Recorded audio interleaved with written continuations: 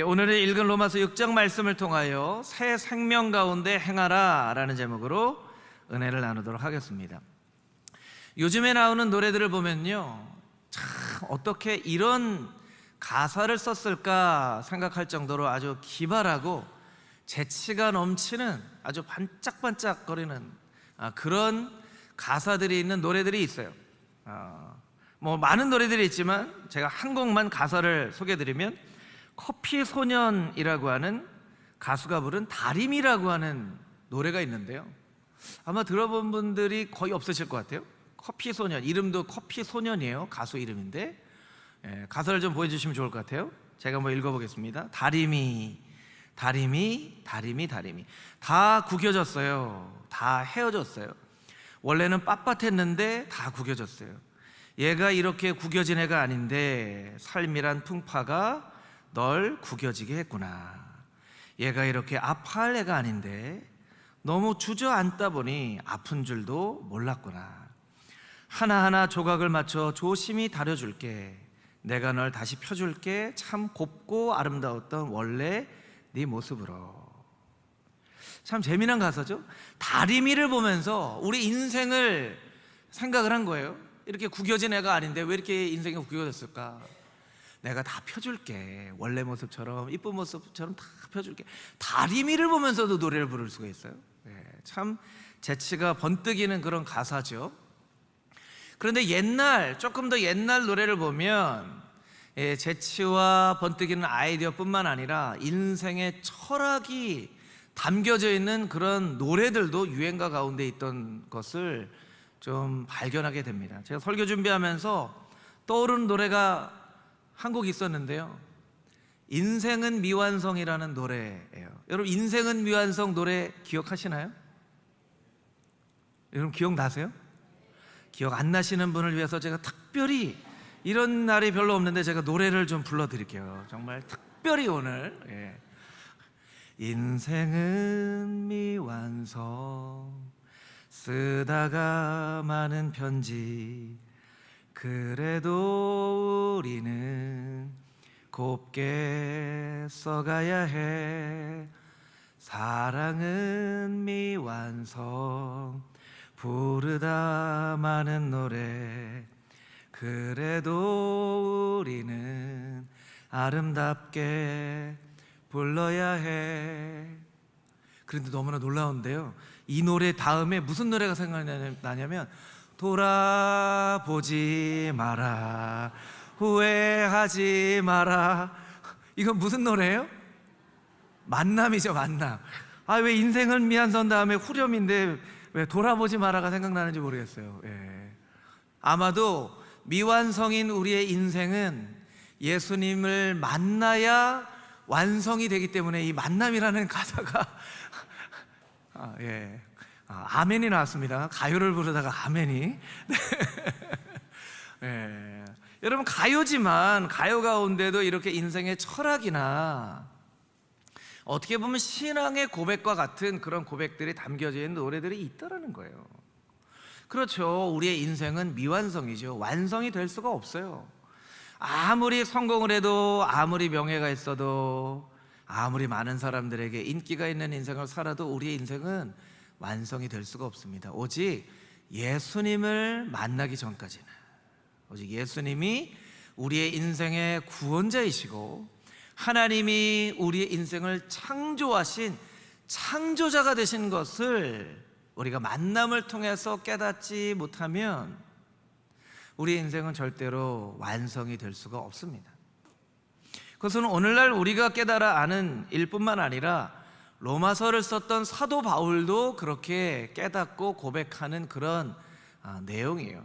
그래서 오늘 로마서 6장 말씀에는 우리의 미완성의 인생이 어떻게 완성이 되는가에 대한 메시지가 담겨져 있습니다.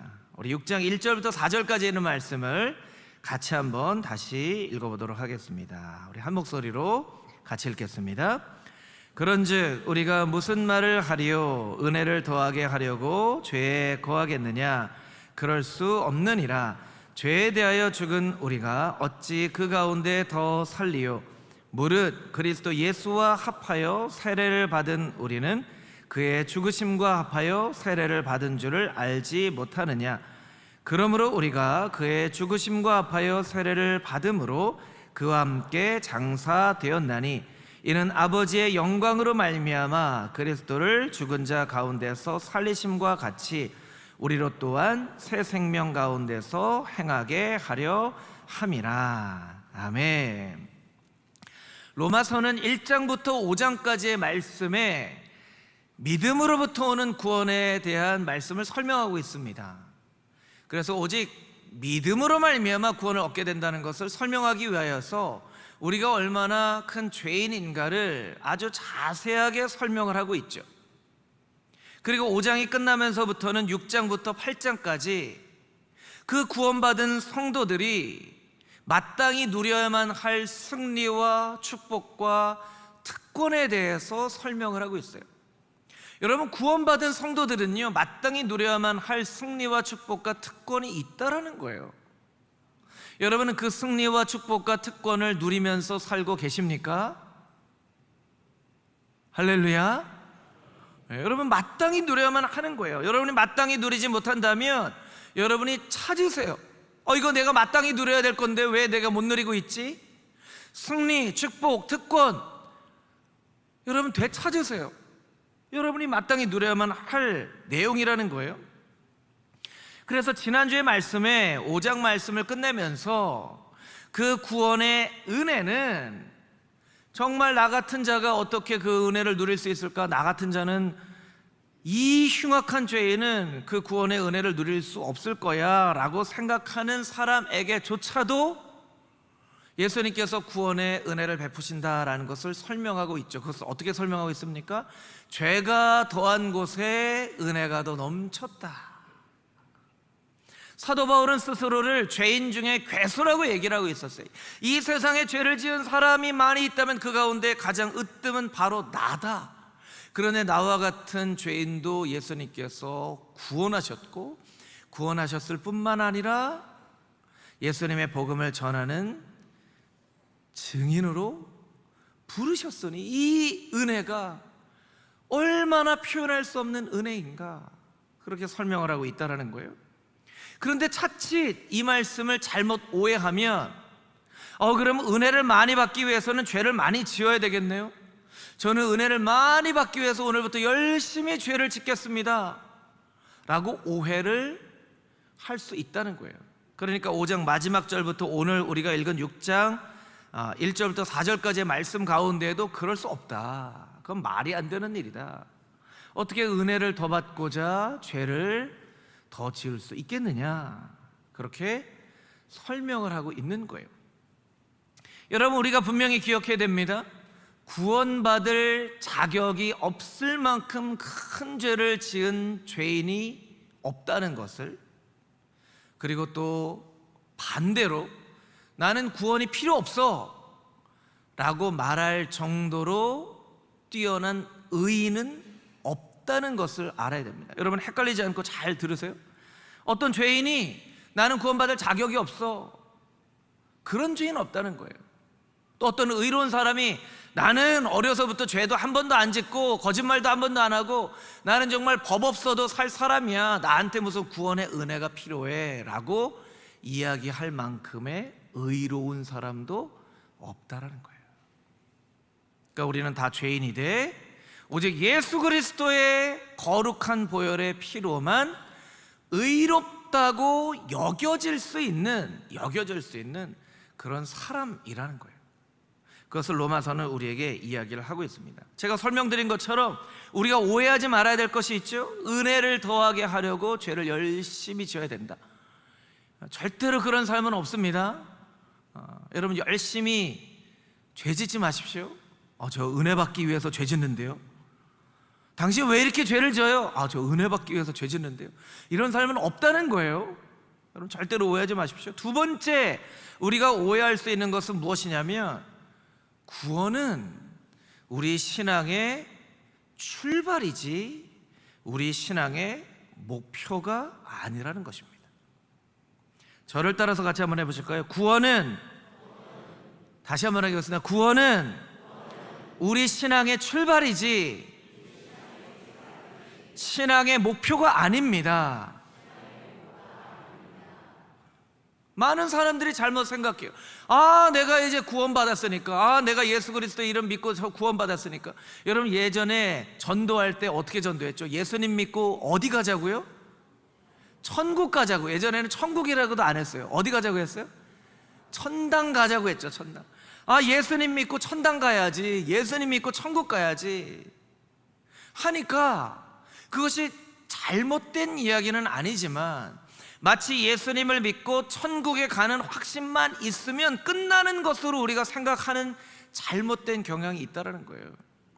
내가 이제 구원받았으니까 됐지 뭐 하고 생각하는 사람들도 있다는 거예요. 여러분, 만약에 우리가 구원받는 것이 신앙의 목표라면 어떤 사람이 가장 행복한 사람이에요? 구원받고 바로 그냥 죽는 사람이 제일 행복한 사람이에요. 나 이제 구원받았으니까 이제 바로 나는 하나님께 갈 겁니다. 여러분, 이 땅에서 우리가 구원받고 어려서 구원의 확신, 구원의 감격을 누린 사람은 최소 50년, 60년, 70년의 인생을 이 땅 가운데 살아가는데, 그러면 하나님은 만약에 구원이 목표라면 왜 구원받고 그냥 하늘로 에녹처럼 불러 올리시지 왜 이 땅 가운데 50년, 60년의 삶을 살게 하시냐는 거예요.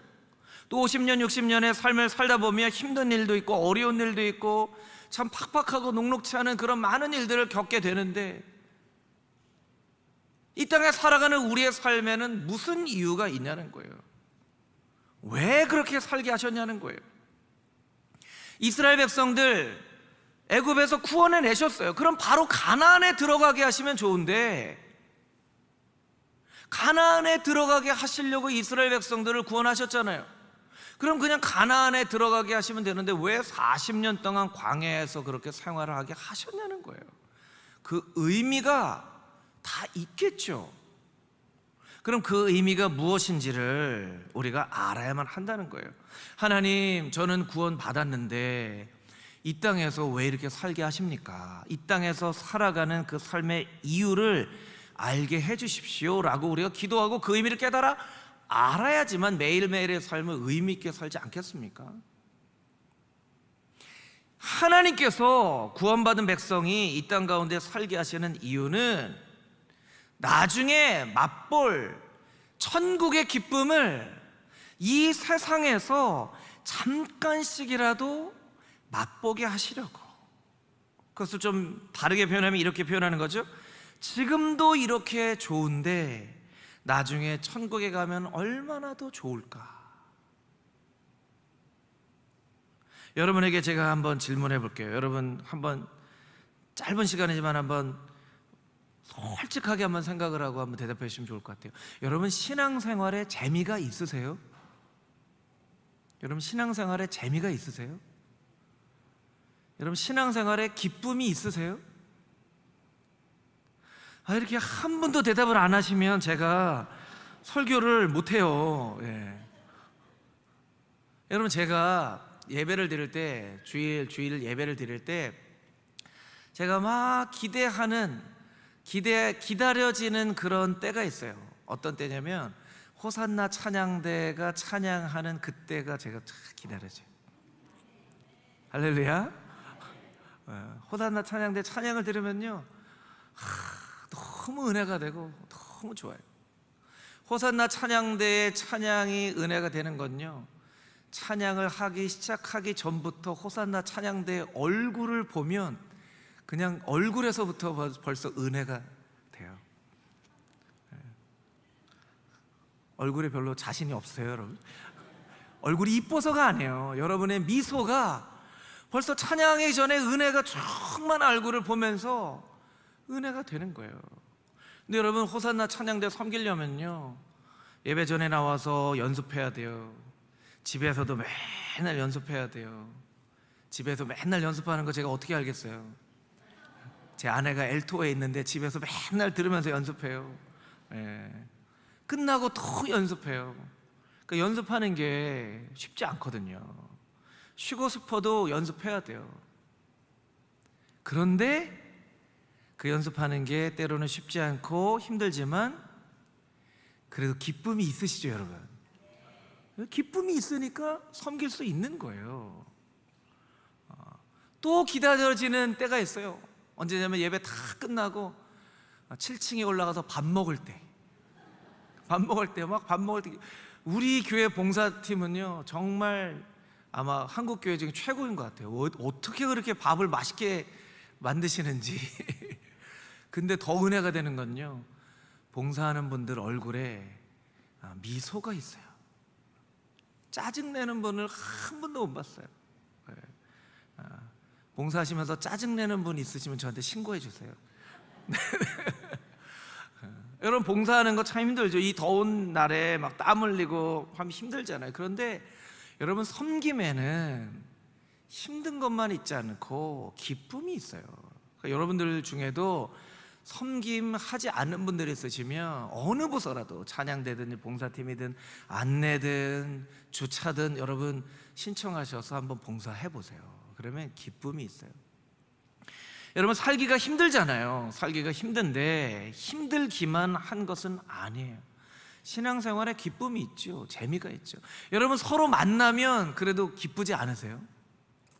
여러분, 서로 만나면 싫으세요? 기쁘죠? 우리 옆에 있는 분들 한번 이렇게 한번 쳐다볼까요? 여러분, 싫으세요? 기쁘세요? 뭐 마지못해서 하는 대답은 아니시죠? 우리 한번 인사해 볼까요? 당신과 함께 예배드려서 참 기쁩니다. 여러분, 기쁨이 있는 거예요. 기쁨이 있는 거예요. 그런데 오늘 예배드리러 올 때 우리 어르신들 버스 탑니다, 전철 탑니다, 또 갈아탑니다, 내려서 또 신금역에서 올라옵니다. 땀이 뻘뻘 나게 올라오는데도 여러분, 왜 오세요? 이렇게 힘든데 왜 오세요? 예배드리는데 기쁨이 있으니까, 예배드리는데 감사가 있으니까 그래도 오는 거잖아요. 삶이 힘들어요. 그런데 힘든 것만은 아니에요. 이 세상 가운데 신앙생활하는 기쁨과 재미가 있는 거예요. 그래서 잘못된 생각을 하시는 분은 이런 생각을 하는 분이에요. 이 세상이 죽을 맛인데 빨리 천국 갔으면 좋겠다. 이거는 좀 잘못된 생각이에요. 힘들어도 기쁨이 있고 재미가 있고 감사가 있는데, 지금은 이렇게 좋은데 나중에는 얼마나 더 좋을까. 이게 우리의 신앙생활의 모습이 되어야만 한다는 거예요. 우리가 착각하고 있는 것 중에 하나는 이스라엘 백성들이 40년 광야 생활을 굉장히 힘들어 했을 것이라고 하는 생각이에요. 40년 광야에서 집도 없이 그렇게 구름기둥 불기둥 인도하는 대로 이렇게 떠돌았으니 얼마나 힘들었을까. 힘들기만 했을까요? 왜냐하면 하나님이 맨날 먹여주시고 입혀주시고, 추우면 불기둥으로 따뜻하게 해주시고, 더우면 구름기둥으로 시원하게 해주시고, 그때는요 할 일이 그냥 따라가기만 하면 돼요.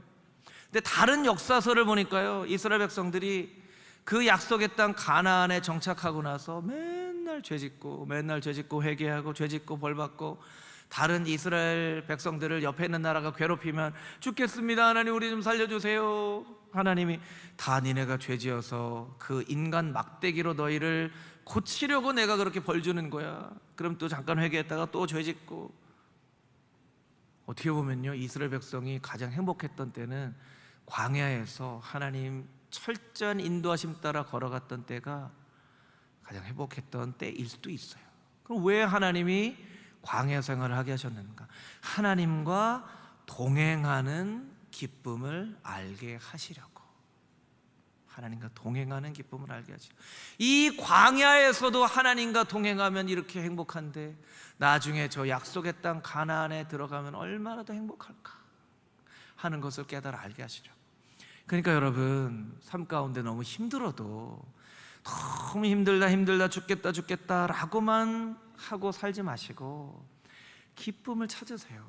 재미를 찾으세요. 같이 만나시고, 기도의 자리, 예배의 자리, 교제의 자리에 오셔서 같이 만나시고. 여러분, 성경 암송도요 너무 힘들다고만 생각하고 암송하지 마세요. 하나님, 시편 기자는 꿀처럼 달다고 고백하는데 저한테도 그런 은혜를 주세요. 꿀처럼 달게 느껴지게 해주세요. 외워지는 은혜가 있게 해주세요.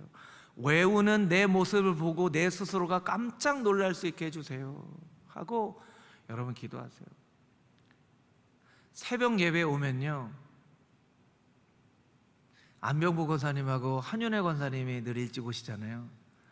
그러면 한윤혜 권사님이 늘 안병부 권사님한테 매일 아침 그 암송구절을 귀에다가 읽어주세요. 그럼 안병부 권사님이 또 여호와를 기뻐하라 하고 또 암송하세요. 그리고 권사님 트레이드마크 아멘이 굉장히 길어요. 아멘 이렇게 하세요. 여러분, 이 권사님 100세신데도 성경 암송을 열심히 하시려고 노력하시는, 그게 억지로 하시는 게 아니에요. 기쁨이 있으니까, 감사가 있으니까. 여러분, 이 신앙생활의 모습을 오늘 4절 말씀 가운데는 어떻게 표현하고 있냐면 새 생명 가운데 행하는 삶이라고 표현하고 있어요. 우리 같이 한번 따라해 볼까요? 새 생명 가운데 행하는 삶. 여러분, 금호중앙교회 모든 성도님들이 새 생명 가운데 행하는 삶을 살아갈 수 있게 되기를 주님의 이름으로 축복합니다. 아멘. 우리 5절부터 9절까지 있는 말씀을 다시 한번 읽어보도록 하겠습니다. 5절부터 9절까지 있는 말씀입니다. 시작. 만일 우리가 그의 죽으심과 같은 모양으로 연합한 자가 되었으면 또한 그의 부활과 같은 모양으로 연합한 자도 되리라.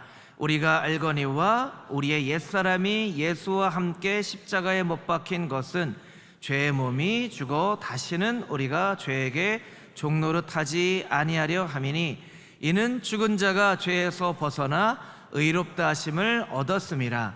만일 우리가 그리스도와 함께 죽었으면 또한 그와 함께 살 줄을 믿노니 이는 그리스도께서 죽은 자 가운데서 살아나셨음에 다시 죽지 아니하시고 사망이 다시 그를 주장하지 못할 줄을 알미로라. 아멘. 미완성인 우리의 인생은 예수님의 부활을 경험할 때 완성이 되어지는 것입니다. 그것을 바로 오늘 성경 로마서 6장 말씀이 우리에게 이야기를 하고 있어요. 그런데 이 부활이라고 하는 것은 우리가 죽어서 그냥 천국에 가는 것만을 의미하지는 않아요. 부활이라고 하는 것은 죽음을 대하는 우리의 삶의 태도를 말한다라고 할 수 있습니다. 이것도 같이 한번 따라해 보겠습니다. 부활은 죽음을 대하는 우리의 삶의 태도를 말합니다. 우리가 죽음을 어떻게 대하는가, 이것에 대한 성경에 많은 말씀들이 있지만 두 구절만 우리 같이 읽어보도록 할 텐데요. 로마서 14장 8절 말씀 우리 자막으로 같이 한번 읽어보겠습니다. 시작. 우리가 살아도 주를 위하여 살고 죽어도 주를 위하여 죽나니 그러므로 사나 죽으나 우리가 주의 것이로다. 아멘. 다니엘 3장 17절 18절 말씀입니다. 시작. 왕이여, 우리가 섬기는 하나님이 계시다면 우리를 맹렬히 타는 풀무불 가운데서 능히 건져내시겠고 왕의 손에서도 건져내시리이다. 그렇게 하지 아니하실지라도 왕이여, 우리가 왕의 신들을 섬기지도 아니하고 왕이 세우신 금신상에도 절하지도 아니할 줄을 아옵소서. 아멘. 로마서 말씀에 사도 바울은 우리가 살아도 주를 위하여 살고 죽어도 주를 위하여 죽나니 사나 죽으나 우리의 삶은 다 주님의 것입니다. 다니엘서 말씀에는 우리를 풀무불에 넣어서 죽게 할지라도, 그리 하실지라도 우리는 왕이 만든 금신상에 절하지 않을 것입니다.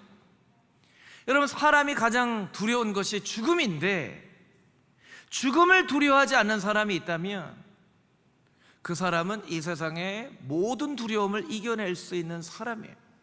근데 사도 바울이 그런 삶을 산 거죠. 다니엘의 새 친구가 그런 삶을 산 거예요. 죽음 앞에서도 두려워하지 않아요. 왜냐하면 하나님께서 다시 살리실 것을 알기 때문에. 혹여 하나님이 그렇게 하시지 않을지라도 살아있으나 죽으나 내 인생은 다 주님의 것인데, 그렇게 고백하는 신앙이 바로 부활 신앙이라는 거예요. 지금은 많은 사람들의 관심에서 사라졌지만 여러분, 이 사람 이름을 딱 여러분에게 말씀드리면 그 사람하고 다 기억할 만한 한 사람이 있습니다. 제가 한번 이름을 얘기해 볼까요? 황우석이라는 이름을 기억하시나요? 황우석, 여러분 다 기억하시죠? 황우석 박사, 복제, 인간 그 세포를 복제하는 것으로 세계의 관심을 받았던, 양을 복제했죠. 이름을 돌리라고 이름을 지었어요. 그래서 양이 복제된 양을 보고 전 세계가 깜짝 놀라서, 아니 태어나는 것은 양이 양을 낳아야지만 태어날 수 있다고 생각했는데 복제해서 양이 태어나다니. 그리고 개는 유전자가 굉장히 복잡해서 복제하기가 어렵대요. 그런데 아프간하운드라고 하는 개를 복제해서 전 세계 깜짝 놀랐죠. 그래서 사람들이 조심스럽게 인간도 복제할 수 있는 것이 아닌가, 이런 생각을 가졌어요. 그런데 결과적으로는 논문을 조작하고 자기가 연구했던 것을 거짓으로 해서 정말 전 세계에 망신을 당한, 전 세계의 주목을 받았다가 전 세계에 망신을 당한 사람이 황우석 박사죠. 근데 그 뒤로 어디서 뭘 하고 있는지 뉴스에서 별로 얘기를 안 해요. 어디 산속 깊은 곳에 들어가서 농사를 지으시는지. 근데 그 황우석 박사의 지금의 모습을 찾아서 다큐멘터리로 만든 다큐멘터리가 넷플릭스에 있더라고요.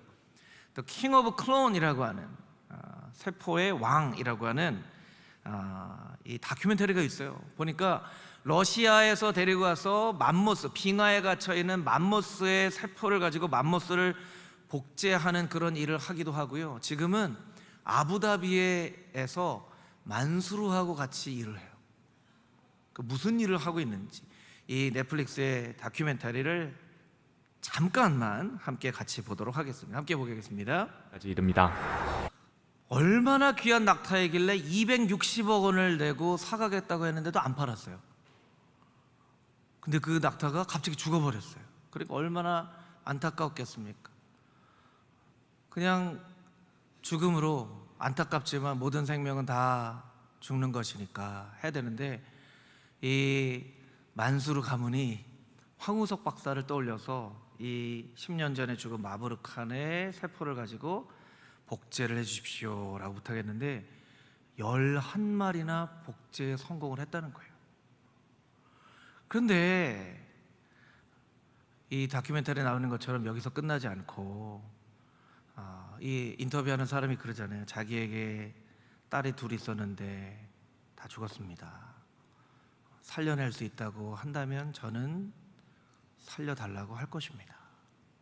근데 그 다음에 나와 있는 이 황우석 박사의 짧은 인터뷰가 우리를 소름 끼치게 하는 거죠. 누가 신의 영역이라고 말할 수 있겠습니까? 생명을 만드는 것을 누가 신의 영역이라고 할 수 있습니까? 여러분, 이 말에는요, 곧 신만이 생명을 만들 수 있어? 우리도 만들 수 있어? 이런 얘기죠. 하나님이 생명을 창조하셨다고? 나도 하나님 될 수 있어. 나도 10년 전에 죽은 마부르칸을 11마리나 복제했거든. 이런 마음이 담겨져 있는 거예요. 여러분, 부활이라고 하는 것이, 예를 들면 저 인터뷰한 분의 죽은 두 따님 중에 한 사람의 유전자를 가지고 똑같은 딸을 다시금 부활시켰다 할지라도 그것이 그 사람에게 정말 축복된 일인지, 아니면 무슨 영화에 나타나는 것처럼 어떤 한 사람이 자기가 죽는 것을 너무나도 두려워해서 내가 죽거들랑 나의 유전자를 가지고 복제해서 나를 다시 창조해라 해서 2번, 3번, 4번의 인생을 살아간다고 하면 그 인생이 정말 행복한 인생일까요? 그것을 부활이라고 이야기할 수 있을까요? 여러분, 육체가 다시 사는 것만 부활이라고 이야기할 수 있을까요?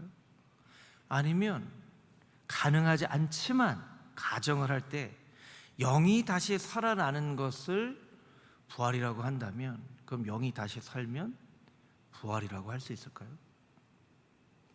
오늘 본문의 말씀은 부활에 대해서 아주 중요한 메시지, 우리가 결코 놓쳐서는 안 될 아주 중요한 메시지를 우리에게 이야기를 하고 있습니다. 그것은 바로 8절에 있는 말씀인데요, 우리 8절 말씀을 자막으로 한번 보여주시면, 제가 8절 9절을 읽겠습니다. 8절 말씀에 보면, 이는 그리스도께서 죽은 자 가운데서 살아나셨음에, 8절입니다. 만일 우리가 그리스도와 함께 죽었으면 또한 그와 함께 살 줄을 믿노니. 이런 부활은 그냥 단순히 살아나는 게 아니에요. 그와 함께 살 줄을 믿는 것이 부활이에요. 예수님과 함께 살아나는 것이 부활이에요. 그래서 9절 말씀처럼 그리스도께서 죽은 자 가운데 다시 살아나셨음에 다시 죽지 아니하시고 사망이 다시 그를 주장하지 못할 줄을 알미로라 라고 고백하는 거예요. 이 두 구절의 말씀을 같이 한번 따라해 보겠습니다. 그와 함께, 다시 한번 하겠습니다. 그와 함께 살 줄을 믿노니 사망이 다시 그를 주장하지 못할 줄을 알미로라. 할렐루야. 여러분, 이것이 부활이에요. 그냥 몸이 다시 사는 게 부활이 아니고, 영이 다시 사는 게 부활이 아니고, 예수 그리스도와 함께 다시 사는 것이 부활이고, 사망이 다시는 주장하지 못하는 것을 아는 것이 부활이에요. 여러분, 부활해도 뭐합니까? 다시 죽으면 또 살리면 되죠? 그럼 뭐합니까? 또 죽는데. 여러분, 우리의 부활은 그런 종류의 부활이 아니에요. 마브루칸이라고 하는 260억 원 되는 낙타를 복제해서 11마리라 부활시켰어요. 그럼 그 낙타는 영원히 죽지 않을까요? 또 죽는 거예요. 그건 사망이 주장하는 동물이 되는 거예요. 예수님과 함께 부활하는 부활은 그런 것이 아닙니다. 사망이 다시는 우리를 주장하지 못하게 하는 부활이라는 거예요. 여러분, 여러분의 마음 가운데 부활 신앙이 있게 되기를 소망합니다. 예수님과 함께 부활하는. 여러분, 천국이 왜 좋은 곳이에요? 천국이 왜 좋은 곳이에요? 막 보석이 있어서 좋은 곳인가요? 막 먹어보지도 못한 나무들이 있어서 좋은 곳인가요? 아니요. 하나님이 계시기 때문에 좋은 곳이에요. 하나님이 계시니까. 하나님이 빠져버린 천국은 아무 의미가 없습니다. 그런데 반대로 하나님만 계시다면 그 어디도 천국이 되어줄 수 있는 것이죠. 여러분의 힘들고 어렵고 눈물 나는 매일매일의 삶도 하나님이 함께 계시다면 천국이 되어줄 수 있을 줄 믿습니다.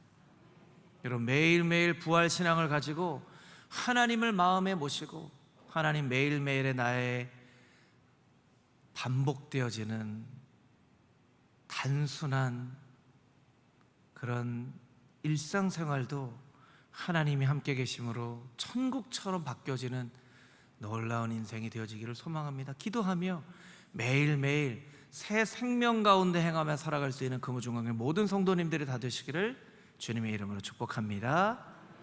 함께 기도하겠습니다. 거룩하신